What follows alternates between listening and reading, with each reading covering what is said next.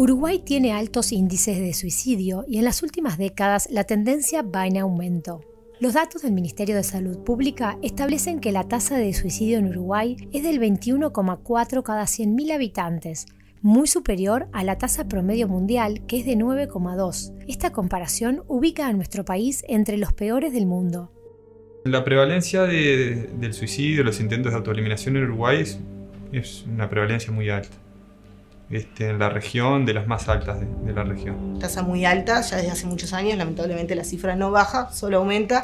El análisis de los datos por franja etaria revela que la tasa más alta de suicidios se encuentra en el grupo de personas mayores de 85 años y luego en el grupo de personas de 25 a 29 años, siendo a su vez la segunda causa de muerte de los jóvenes en nuestro país. La realidad también es que la realidad nos muestra que las edades de los intentos de autoeliminación ha disminuido, ¿no? Es un dato que nos muestra la realidad. Entonces nos encontramos cada vez con personas de menor edad que han experimentado esta situación.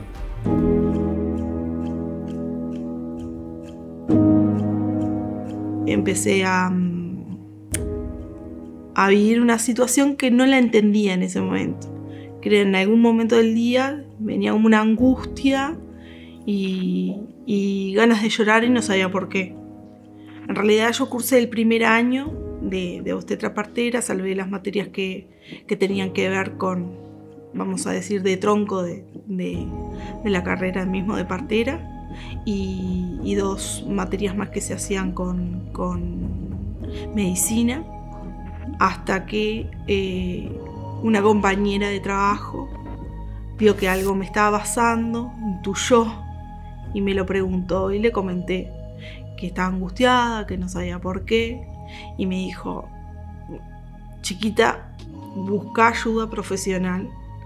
Y dice, porque es muy importante que lo hagas. Y bueno, le seguí el consejo y sí busqué ayuda profesional. Y ahí lo que me diagnosticó una psiquiatra fue el principio de depresión. Los factores de riesgo son, varios, los podemos diferenciar en distintas áreas. Los factores de riesgo más de tipo social, ¿sí? Como puede ser la ausencia de redes de sostén, situaciones conflictivas a nivel laboral o situaciones conflictivas en los vínculos. También tenemos las situaciones los factores de riesgo a nivel familiar, como pueden ser también las conflictividades familiares, situaciones de maltrato, situaciones de violencia, abusos sexuales. También los factores psicológicos, los factores de riesgo a nivel psicológicos y emocionales, ¿no? Lo que tiene que ver con la falta de motivación, el desgano, como la pérdida de placer por las actividades que antes se disfrutaban. Yo tuve un episodio que sí se me pasaba muy claro la idea de autoeliminación. Estaba en el apartamento sola, justo mis primos, que eran con quien vivía yo, se habían regresado por las vacaciones de julio y me quedé sola y tuve bien claro la idea de autoeliminación y en ese momento me di cuenta que estaba mal. Lo que hice fue llamar a mi padre y decirle la situación que estaba en ese momento y que por favor que fuera. Y de Maldonado a Montevideo lo que hicieron fue mantenerse conmigo conectado por el teléfono hasta que llegaron al apartamento. Y ahí juntamos mis cosas lo más necesario y me vine para acá, para Maldonado. Cuando llegamos a Maldonado, ellos fueron derecho a mi casa y yo les pedí que me llevaran a puerta de emergencia y no estaban muy convencidos, pero me llevaron. La atención por donde generalmente se recepciona las situaciones puede ser por puerta de emergencia, puede ser en una consulta en policlínica o también puede ser por una atención en domicilio. Ahí, bueno, una vez el médico identifica la situación, va a poder intervenir en consecuencia, desplegar los protocolos que el ministerio establece para abordar estas situaciones. Pero no solo es necesario ser un profesional de la salud para poder ayudar. Es un mito que solo los psicólogos o los psiquiatras pueden estar capacitados para intervenir y apoyar oportunamente ante esta situación. Porque los factores de protección son generalmente, más allá de los factores internos, las capacidades tal vez de tolerar la frustración, de adaptarse a las situaciones de estrés, de sobrellevar esas cuestiones más críticas, también los factores de protección tienen que ver mucho con la red social y de sostén que tiene la persona. Entonces es importante activarla, identificarla, ¿no? Y ponerla al tanto para que también se desplieguen las acciones de protección, de acompañamiento, de sostén. Vos necesitas una contención lo más antes posible, porque si no, la próxima vez no vas a querer volver. Una cosa es identificar señales, ¿no? Y otra cosa es identificar riesgo. Una vez que identificamos señales, yo creo que iría primero por acercarme a la persona, sea mi hijo, sea vecino, sea un familiar. Me acerco y le transmito mi preocupación. Yo creo que por ahí es lo primero cuando uno detectó señales. Cuando detectamos riesgo, ahí necesitamos de manera urgente la valoración médica, ¿sí? Si la persona no quiere ir a esta puerta de emergencia, llamamos médico a domicilio. ¿Por qué? Porque identificamos riesgo, ¿sí? Si identificamos señales, ¿no? Estas que hablábamos, me parece que es importante acercarnos a la persona, transmitirle nuestra preocupación, ser genuinos en ese sentido, para, bueno, ahí entablar una conversación donde también poder escuchar de una manera activa, que a veces esa persona en ese momento no necesita de consejos, sino que simplemente que lo escuche. Entonces yo creo que por ahí priorizaría tener una conversación desde este lugar, desde un lugar empático, porque estas personas suelen sentirse incomprendidas. Entonces lo que más necesitan en ese momento me parece que es que lo escuchen. Entonces iría más por esa acción. Luego, ahí sí, podríamos proponerle el buscar ayuda profesional. Me dieron un pase para la psiquiatra y lo que sí después se contactaron, pero al tiempo conmigo, para brindarme el psicólogo por la mutualista. La persona con riesgo suicida necesita ser escuchada sin ser interrumpida, sin que la otra persona trate de rescatarlos de su dolor, ni minimizar su nivel de sufrimiento, o sin ser cuestionados sobre si sus razones son o no legítimas o suficientes. Debemos proveer de un espacio íntimo donde la persona cuente con las condiciones para poder desahogarse el tiempo que sea necesario. El escuchar, simplemente escuchar, prestarle atención, en esto de poder dejar que el otro también pueda poner en palabras todo lo que siente. Nosotros también recomendamos que, por más que se entiende que genera mucho miedo, más cuando es familiar o allegado, el consultar, el preguntar si está pensando en hacerse daño, si ha tenido la idea. Eso es importante poder preguntarle. Para la otra persona le genera alivio, que otra persona pueda poner en palabras lo que está pensando quizás desde hace un tiempo.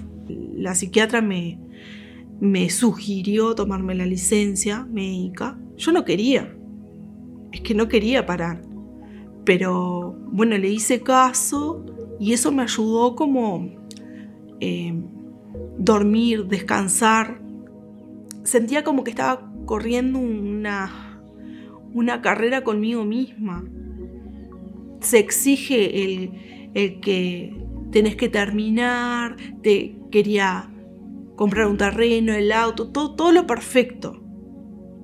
Pero por adentro me estaba haciendo pedazos.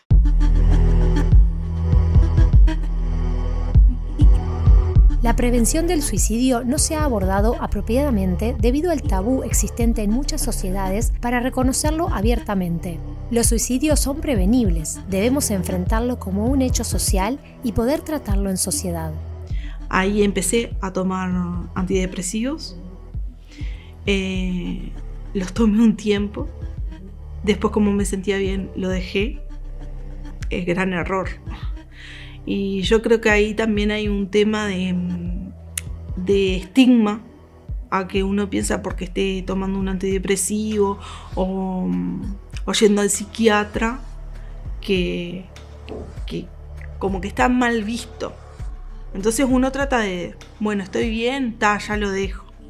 Un error grandísimo, porque si estás bien es gracias a los antidepresivos o al ansiolítico y no porque ya estás bien.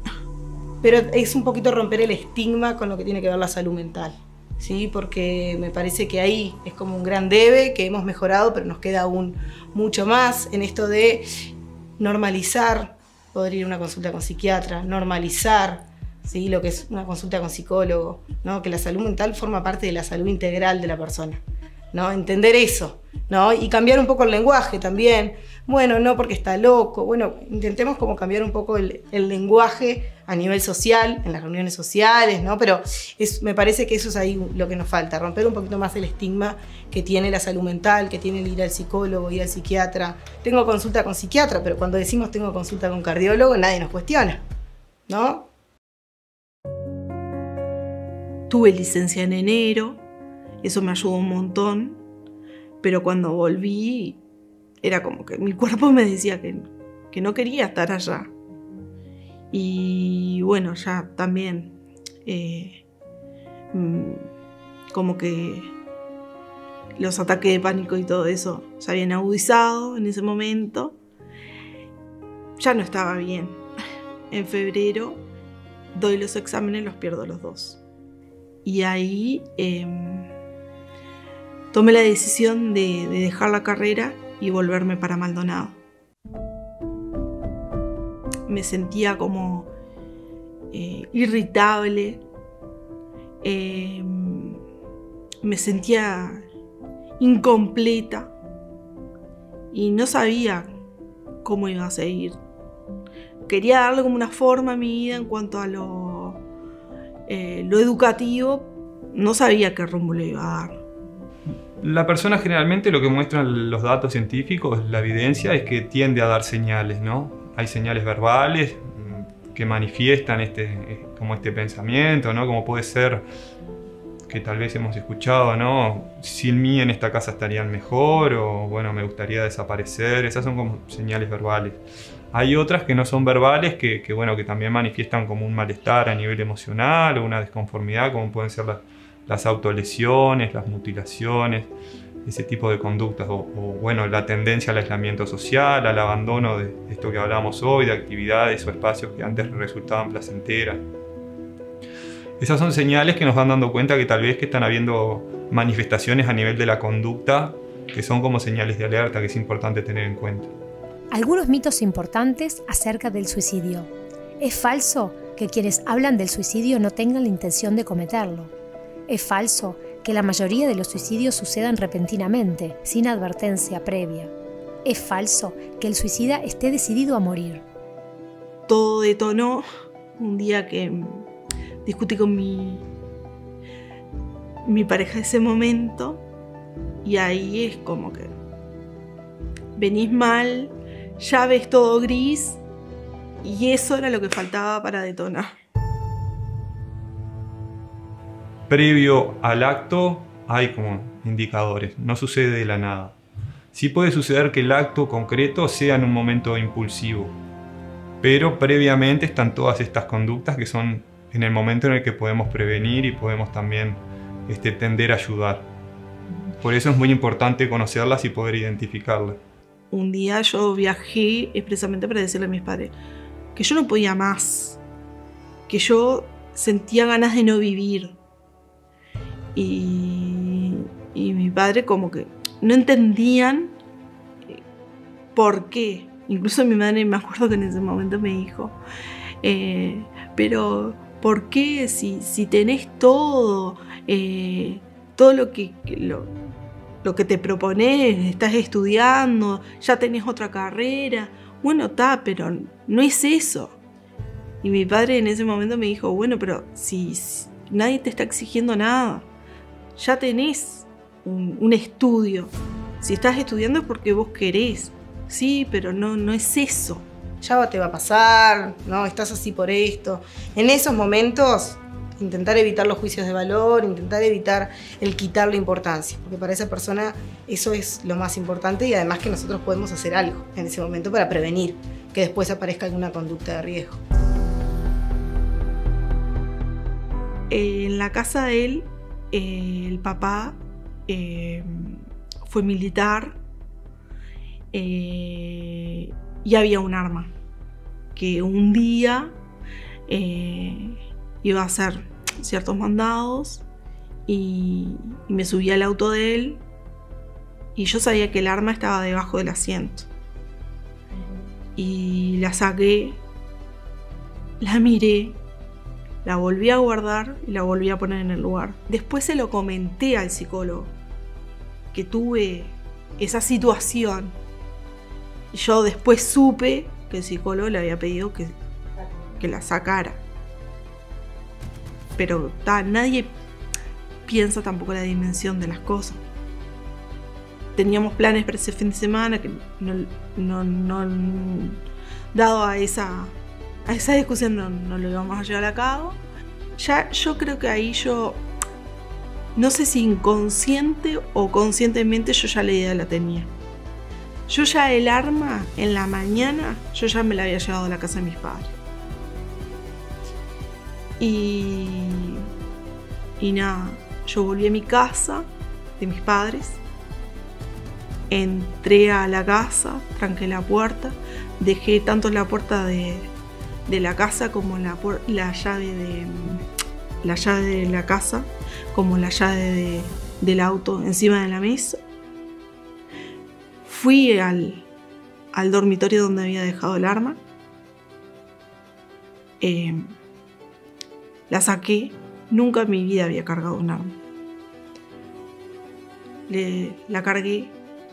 Le saqué el seguro, que nunca en mi vida había tocado un arma. Y me apoyé el arma en la cabeza. Y sentía que no podía. Sentía realmente que no podía, pero al mismo momento querías terminar con lo que estabas sintiendo. Y me disparé.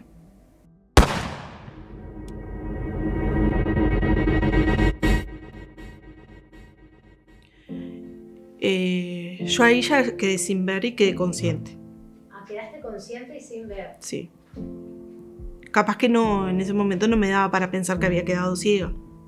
Pero sentía que, algo me había pasado, obviamente, porque ya no veía. ¿Pero estabas consciente, mira? Sí. Me levanté, fui al baño, me mojé los ojos porque me ardían, volví al dormitorio y era como que ahí me senté en la cama y dije, ¿qué hago ahora? Y ahí me desvanecí. Y bueno, después cuando volví a recuperar mis sentidos, fue cuando ya estaba en el sanatorio. Me dejó con una discapacidad visual, ceguera total. Pero sí, desde el momento que estuve en sala común, ahí me di cuenta que tenía una segunda oportunidad de vivir. Porque que haya pasado eso y que podía razonar, pensar, moverme por mis propios medios, más allá de la discapacidad visual, uno entiende que no es el momento. Sí, está como el mito también de que una vez que una persona realiza un acto de este tipo, un intento de autoeliminación, lo va a volver a repetir. No necesariamente es así. Que estaba en el sanatorio y dije, de acá, primero me prometo a mí misma que no me voy a hacer más daño. Por mí, primero. Segundo, por mis padres. Lo que sí, bueno, sí entendemos que hay que trabajar sobre lo sucedido, poder reflexionarlo y también ayudar a la persona a adquirir herramientas que ante futuras situaciones similares le permitan resolverlo de una manera menos dañina. Hice terapia y me sentí muy a gusto con la psicóloga que tuve. Y me ayudó muchísimo, muchísimo. Acompañamos, ¿sí? Mínimo 6 meses después del intento de autoeliminación, porque después de un intento de autoeliminación hay mucho riesgo en esa persona, o sea, el riesgo sigue latente. Acompañamos mínimo 6 meses hasta que la persona, si comenzó el espacio de psicoterapia y continúa con los controles con psiquiatra o el tratamiento y está relativamente estable, ahí hacemos el cierre y si no, seguimos acompañando. Primero que pensar en un suicidio no es una opción. Si sentía que tenía problemas, entre comillas, en ese momento, después tuve uno mucho más grande, que fue la discapacidad visual. Los índices son altos también en lo que tiene que ver la depresión, ¿no? Que es un poco esto.